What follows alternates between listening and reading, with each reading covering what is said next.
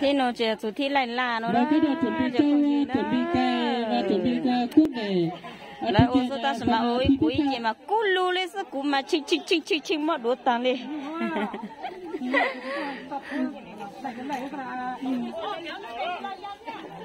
Hay nói giờ ý gì rau nói tôi nhiều rau nó mà giờ ý gì. Ai gì em bên sau nó mà hay giờ ý gì nữa đó. Chỗ này như nào đây? Giờ phía bao khảo phía trong đây. Đây là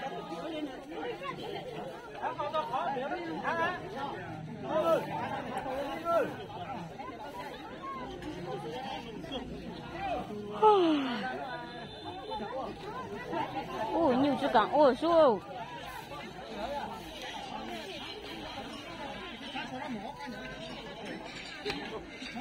ít rồi mua bộ trang là cháu ra bây giờ thế này có cháu phụ nên là lý xong có phong là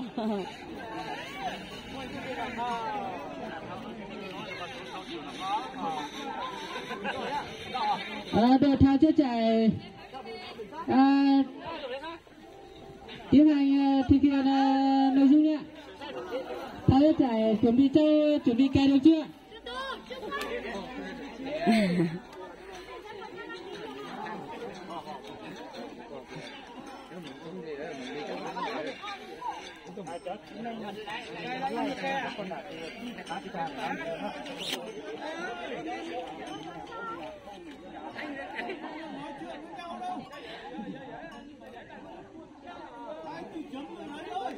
bắt tắc khẩu lắm.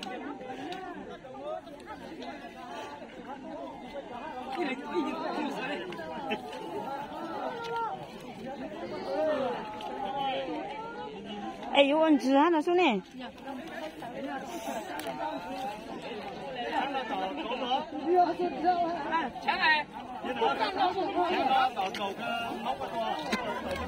我都刚老子好生嘛，有人弄进去，弄进去嘛，我吃了。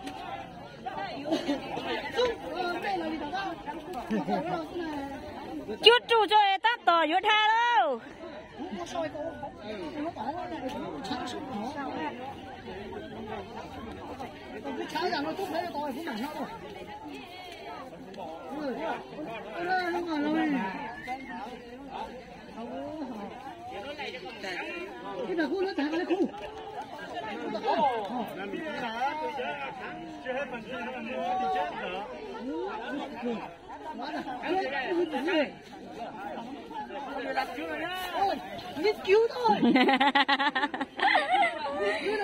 那有路，我有叫人家，儿子那路没有只打面拉。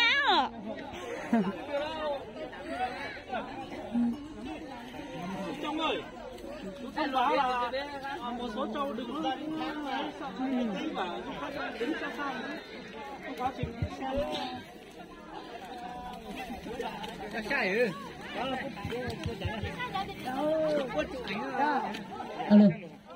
ban tổ chức đề nghị là hiện nay tại khu vực cạnh một số con trâu do nạn với đông người nên là các đồng chí cổ động viên chúng ta cố gắng tránh xa một chút tại vị trí một số con trâu, không là phần cày vừa nó sẽ không thuận tiện.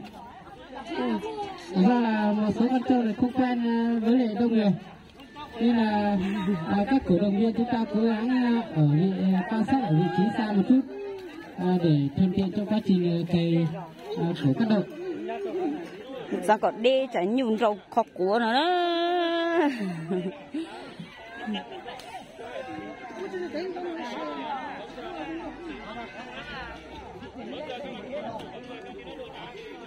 Đối với phần cày vừa giỏi thì các đội lưu ý thứ nhất là về độ sâu của cày phải cày sâu và đường cày phải đẹp thì mới được tính điểm, mới điểm tối đa. Còn nếu mà các đội mà cày nông thì điểm chúng ta sẽ không được tính tối đa, hoặc là đường cày không đẹp thì sẽ không được tính điểm tối đa. Các đội sự cố gắng lưu ý.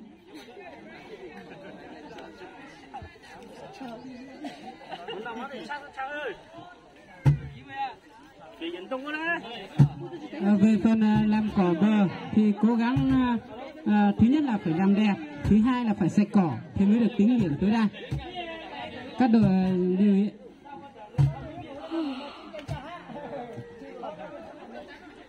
Nhưng mà không thích tranh nhung á.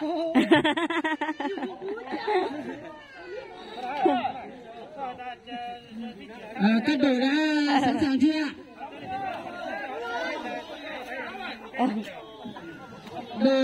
Tôi các anh là nhiều dễ là nhiều chuyện ha tôi à.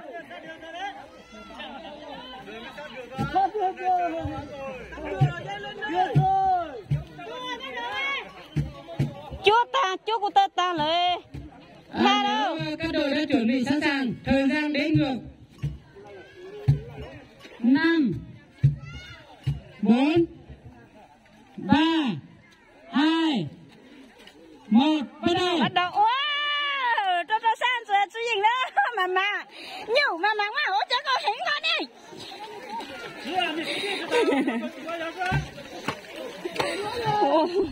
Nhiều chứ cả mama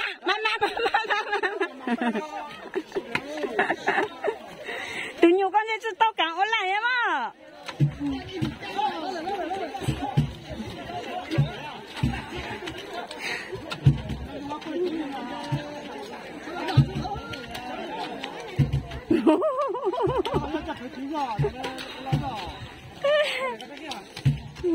Do là con trâu không quen với con người nên đề nghị các cổ động viên chúng ta cố gắng hạn chế tránh xa một chút để tránh gây sợ hãi cho các con trâu cày của chúng ta. Lỗ có đây có nhiều hay to. Đó là lý của tôi. Cả tổ có anh chịu.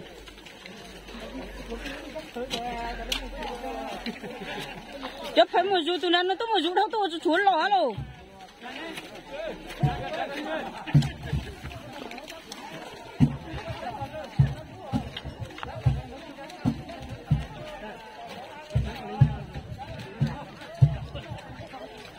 Ban giám khảo cố gắng quan sát đường cày cũng như là độ sâu của đường cày.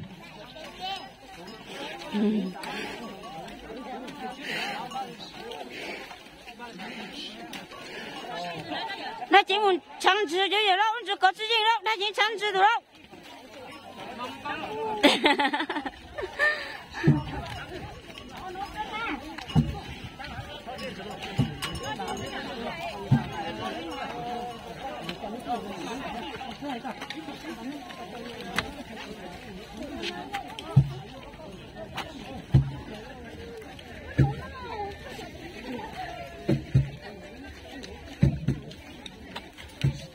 Ôi trời, mày tôi chẳng tay.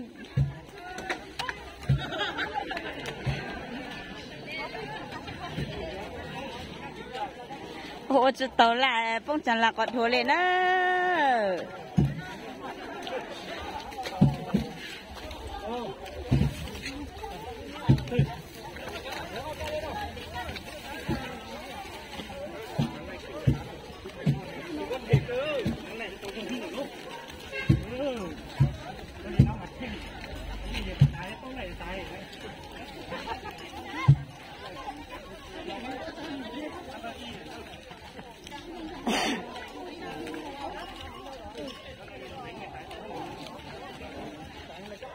Vâng ạ, có trong cầu cha tụi dấu soi có hổ vâng.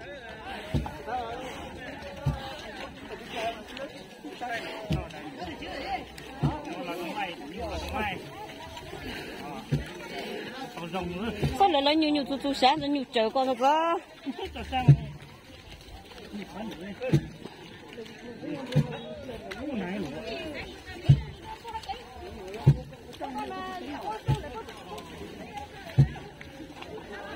Đó, tụi mình phải tự mà mua dù cần cầu đấy lại mà chân chay mong cày lên ha, chỉ bao lại cần cầu léo.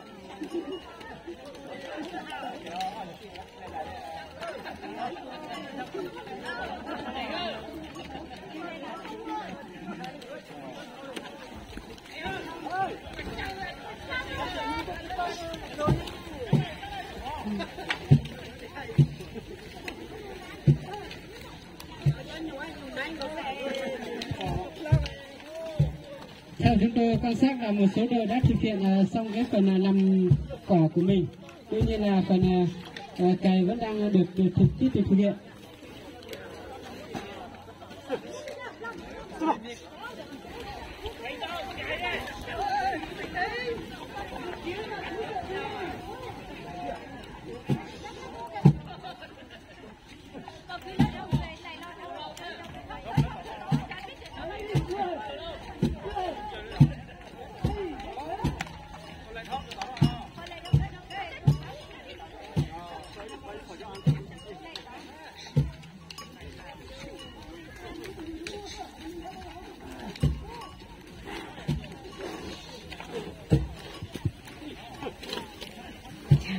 Theo sự quan sát của chúng tôi là đội chống công con trâu nó phải thực hiện khó cày, phải sử dụng một người để dắt trâu, gặp rất là nhiều khó khăn trong quá trình cày.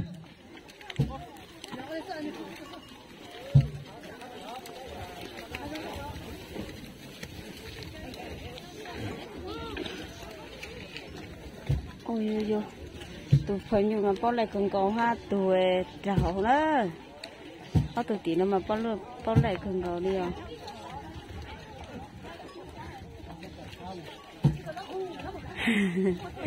Mỗi dạng tôi nông lên nói rằng lúc ăn tan đi à.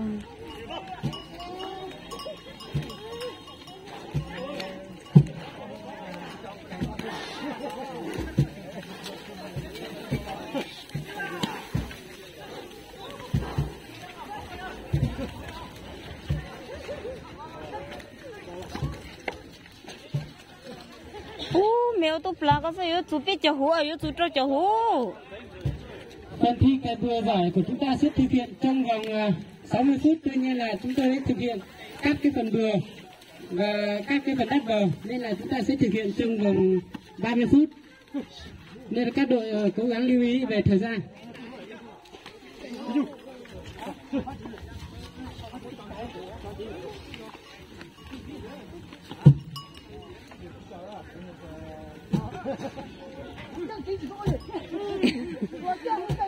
Sao lên rồi nhiều câu rùa. Rồi. Cô nó làm lẩu này.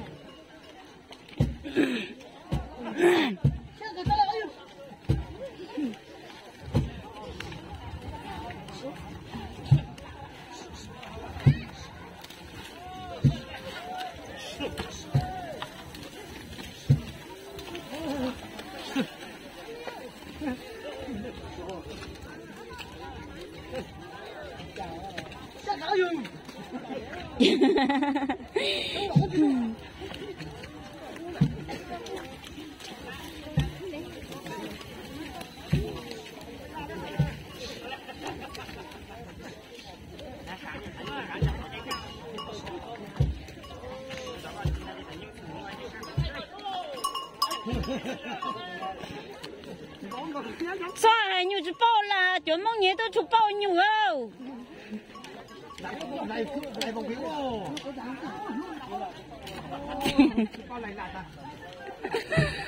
Nhiều chụp bao là mong chụp bao nhiều lẻ hả?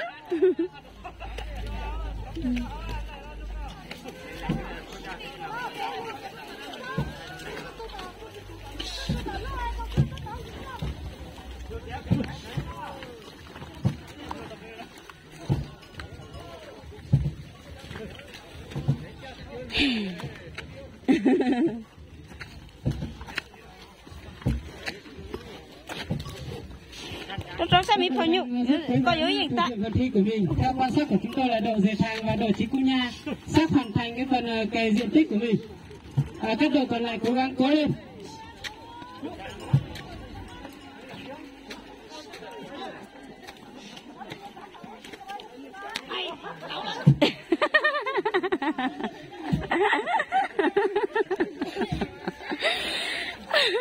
Kakak cepat có gì nó nhiều ấy.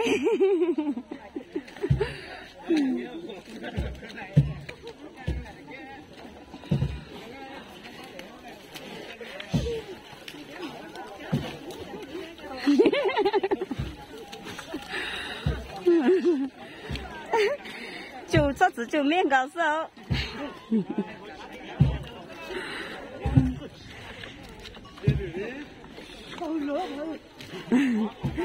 tôi cho bây giờ nuôi tao là cú nhân là nó sẽ tất cả gì cũng tên tao còn là chỉ còn nhau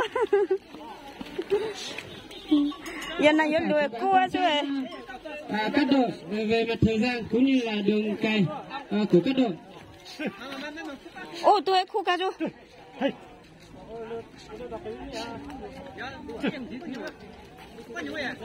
có nhiều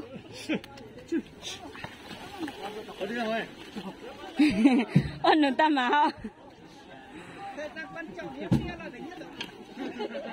ok ôn lên nó cho xong lịch tan cho tôi cho ông lại uống cho là bung bùa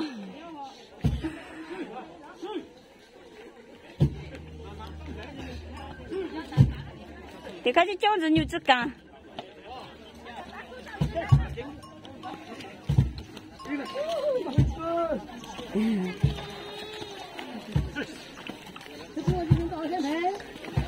đội thủy cung nha sắp hoàn thành phần thi của mình rồi, các đội còn lại cố lên.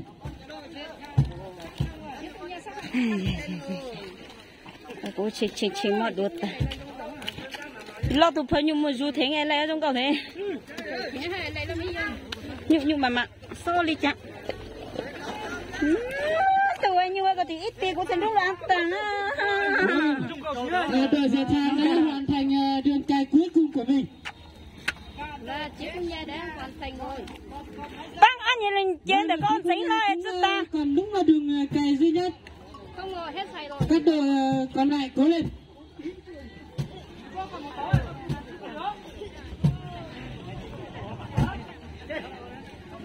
Các tôi cá chết tàn lâu cái nó phun ra có gì là trốn sát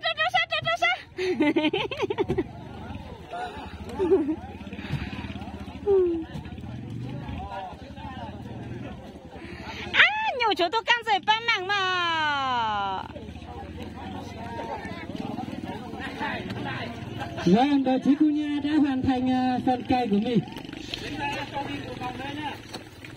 Một cái này nó ăn rất to. Cái này nó ăn rất to. ôi Dệt Thàng xong chưa rồi?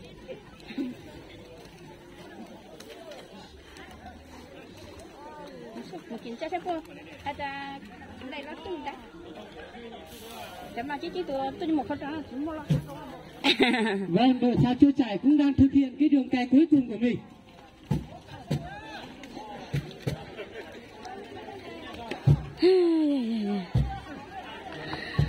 hay là chú ta là phan lại một con rất cười Hai đội còn lại là đội Chống Tông và đội Háng Chua Sai cũng đang rất cố gắng thực hiện phần thi của mình.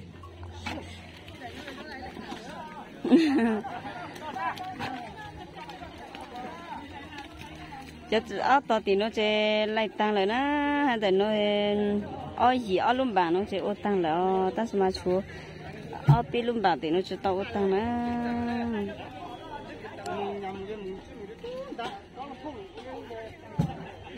chú thì nó mà sẽ tao ô tăng na bạn sai rồi sử dụng cả ta sẽ bữa tăng nó na